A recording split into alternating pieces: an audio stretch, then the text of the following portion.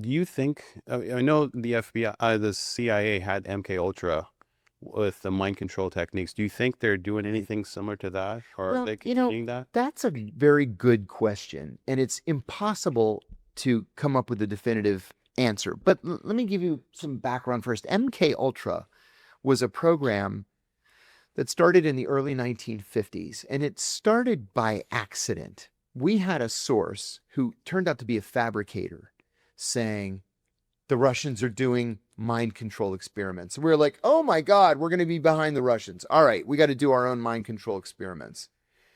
The Russians are doing ESP experiments. We said, oh my God, we have to hire all the psychics in America and try and get them to do mind control.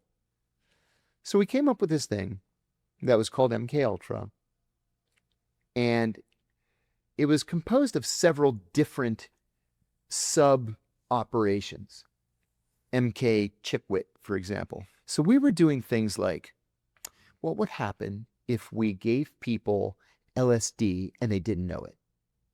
Let's try that, see what happens. Well, who should we do it to? Well, let's do it to our own people. Just see what happens. Well, I'll tell you what happens. They start jumping out of windows and off of roofs of buildings and committing suicide. They're like, that didn't work.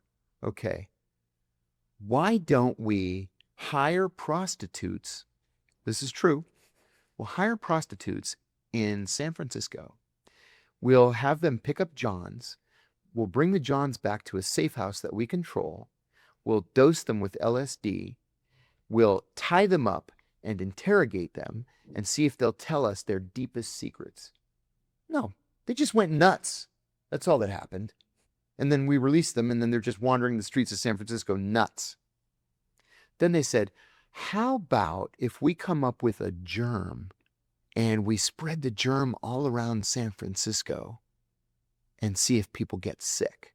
So they came up with this germ. They waited until a really foggy day when the air is very heavy and it sits on the ground, right? Because what's fog? It's a cloud that sits on the ground. And within days, 11 people went to hospital emergency rooms with this rare strain of upper respiratory infection. We're like, hey, now we can do that in Havana, in Moscow, in East Berlin. But none of this led to, reading minds or Manchurian candidates, or none of it worked, but it was brutal. And we made people insane. We made people commit suicide. We split families. And this was monstrous. Well, it became public in 1975 in the Church and Pike Committee hearings on Capitol Hill. So it lasted from 1952 to 1975. And Chairman Church, senior senator from Idaho, specifically ordered the CIA director not to destroy the documents related to MKUltra. He immediately went back to headquarters and destroyed 80% of the documents. So we only have a little historical understanding of what happened with MKUltra. Everything else was shredded.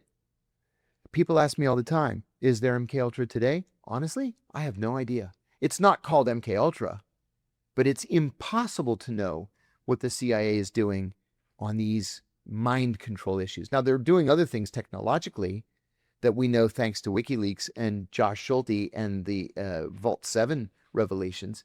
We know that they can take remote control of your car and make you drive off a bridge. Any car? Any car. Any car that has a computer in it. Seriously? Which is every car, unless you're driving a, 57 Chevy or something. We know that they can take any smart TV, and turn the speaker into a microphone so that it broadcasts what's being said in the room, even while the TV is off. Another thing that they did was they infected computers domestically, which is illegal. But then in the code, they embedded lines of code written in either Farsi or Cyrillic. That's Marble, right? Project Marble? Correct. So that they could say, no, it wasn't us. It was the Russians, the Iranians. They did it. Look, the code. They forgot to translate these lines of code. They're still in Russian and Farsi. No, it was us. So we don't really know what they are doing. And I'll say this. I'm going to caveat this by saying I've been out of the CIA for 21 years now. That is a lifetime technologically speaking. It's a different world today than it was when I left the CIA. God knows what they can do that we haven't found out yet. It's impossible to say.